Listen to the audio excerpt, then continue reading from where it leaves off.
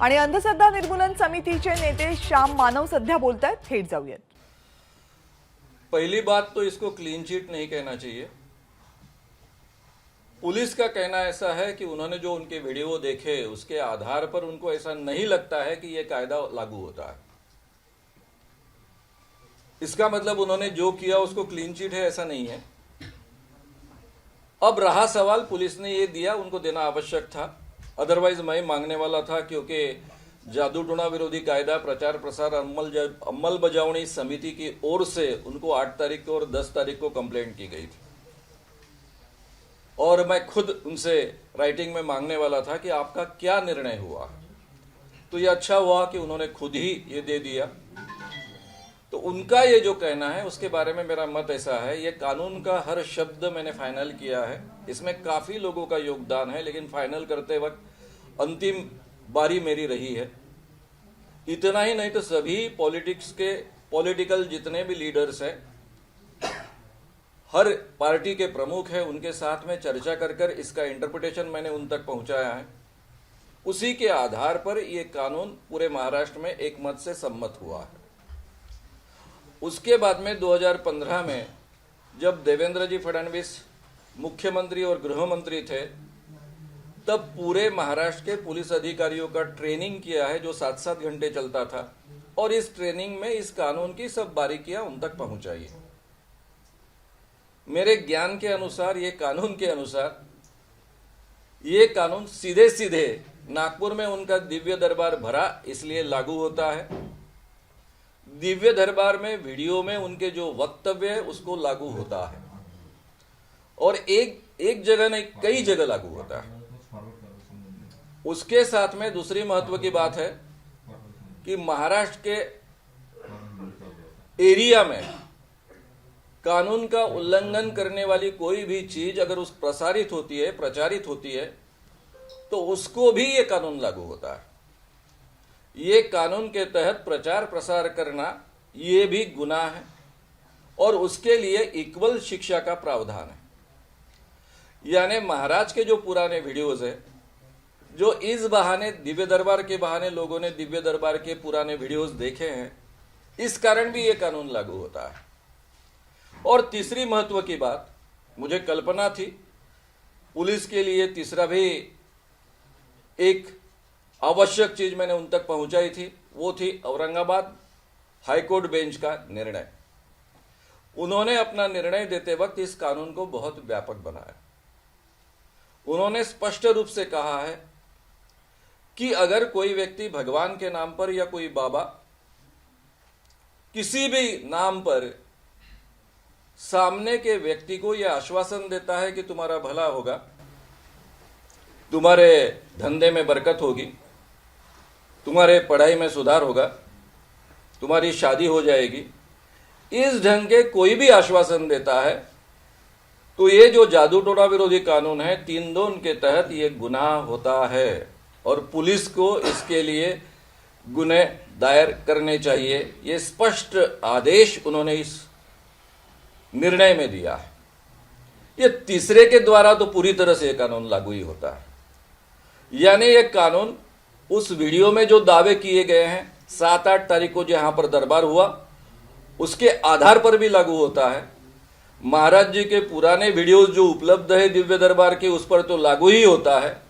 और औरंगाबाद हाईकोर्ट का जो निर्णय आया है उसके बाद में तो उनके ऐसे कई वक्तव्य हैं जो उन्होंने इस दरबार में दिए हैं, इस कारण तो लागू ही होता है। आप कह रहे हैं कि दिव्य दरबार में जो कुछ भी हुआ है वो कानून के तहत आता है और इसमें कानूनी कार्रवाई होना चाहिए। फिर ऐसा क्या हुआ जो नागपुर पुलिस ने उनको इस तरह से क्लीन चिट दी है? वो तो आप भी जानते हो, आप इसके बारे में कल्पना कर सकते हो, और इसीलिए मेरा कर्तव्य ऐसा है, मैं शासन कमेटी से जुड़ा हूं, इसलिए मैं अगर उससे संबंधित नहीं होता तो डायरेक्टली अखिल भारतीय अंधश्रद्धा निर्मूलन समिति निर्णय लेती। लेकिन पहली स्टेप है जो मेरे लिए दोनों तरीके से आवश्यक है, यानी कोर्ट के लिए भी आवश्यक है और अदरवाइज भी आवश्यक है। सबसे पहले ये कमेटी के जो अध्यक्ष हैं, अभी मुख्यमंत्री हैं, अभी तक सामाजिक न्याय मंत्री डेप्यूट नहीं हुए हैं, इसलिए उनके साथ में पहले चर्चा करनी पड़ेगी कि कानून की ये बारीकियां हैं, ये चीज हुई है, इसके बावजूद पुलिस का निर्णय ये रहा है। गृह मंत्री इम्प्लीमेंटेशन अथॉरिटी है, इसलिए देवेंद्र जी से बात होगी। उनको तो कानून की बहुत बारीकियां बहुत अच्छे ढंग से मालूम है, उनके साथ में चर्चा होगी। साथ में इस कानून के लिए पुलिस के चीफ रहते हैं, जो पूरे महाराष्ट्र के लिए प्रमुख दक्षता अधिकारी होते हैं, उनके साथ में बातचीत होगी।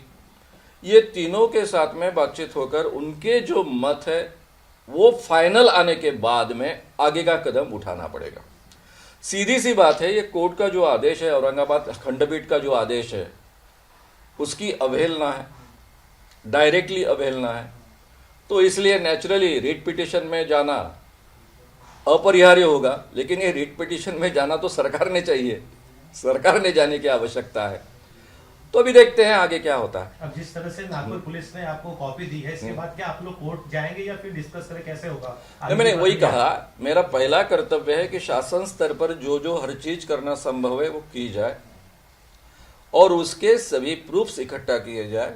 जैसा अभी एसीपी ने मेरे हाथ में दे दिया कि ये लागू नहीं होता, और मैंने बार बार उनको समझाया है कि आपके सीपी छूट जाएंगे, गृह मंत्री छूट जाएंगे, सब छूट जाएंगे, लेकिन आप अटक जाएंगे। क्योंकि इस कानून की सबसे बड़ी विशेषता ये है कि ये कानून के जो प्रावधान जिनके लिए बंदिश डाली गई है, उस चीज के लिए अगर आप अप्रत्यक्ष सहायता करते हो तो भी आप इक्वली गुनहगार माने जाते हो। और जब एसीपी क्राइम पर यह जिम्मेदारी है कि उन्होंने अपने एरिया में ऐसी कोई चीज घटने नहीं देनी चाहिए, प्रतिबंधित करनी चाहिए, एफआईआर दाखिल करना चाहिए, ऐसी अवस्था में अगर वो करते नहीं हैं और कानून लागू होता है तो इसका मतलब होगा कि वो सहायता कर रहे हैं बाबा के कृति के लिए, बाबा को अप्रत्यक्ष सहायता कर रहे हैं, तो वे खुद कल्प्रिट ठहरते हैं और उनके ऊपर भी गुनाह दायर हो सकता है आगे चलकर। ये मैं बहुत पहले से प्राइवेटली उनको समझाया।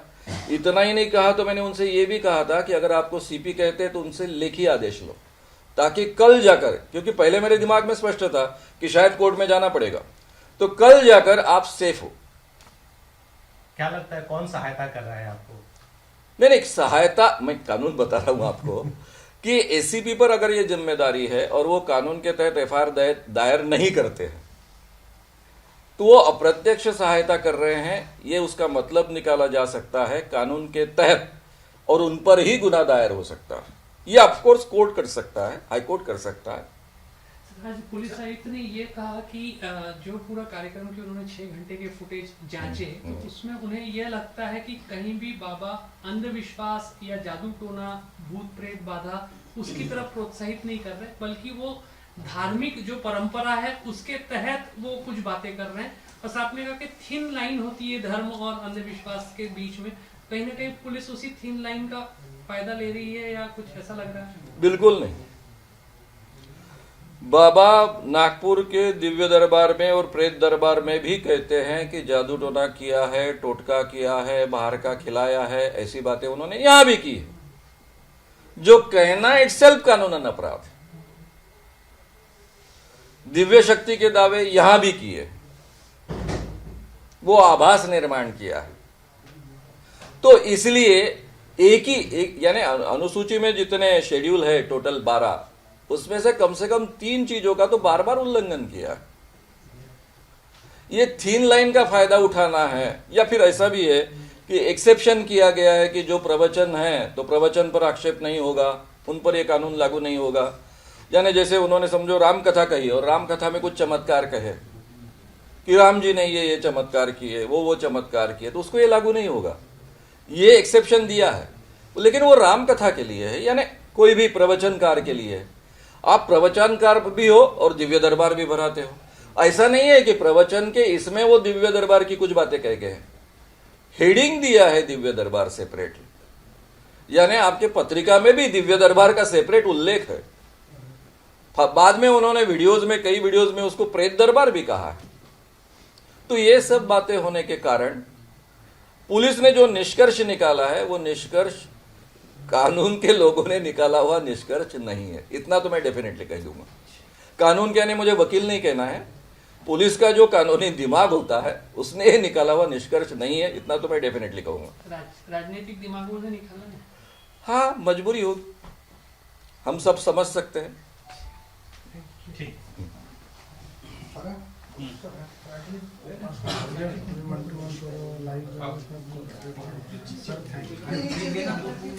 तर धीरेंद्र महाराज यांच्यावर तुर्तास कोणताही दखलपात्र गुन्हा नाही अशी पोलीस आयुक्तांनी माहिती दिल्याचं श्याम मानव यांनी म्हटलंय.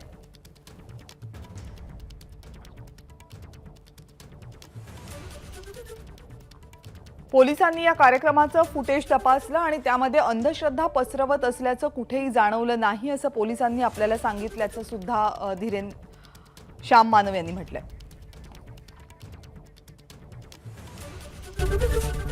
एबीपी माझा, उघडा डोळे बघा नीट.